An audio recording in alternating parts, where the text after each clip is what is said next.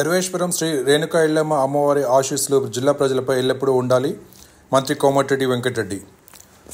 ధర్వేశ్వరం శ్రీ రేణుకా ఎల్లమ్మ అమ్మవారి ఆశీస్సులు జిల్లా ప్రజలపై ఎల్లప్పుడూ ఉండాలని రాష్ట్ర రోడ్లు, భవనాలు, సినిమాటోగ్రఫీ శాఖల మంత్రి కోమటిరెడ్డి వెంకటరెడ్డి ప్రార్థించారు.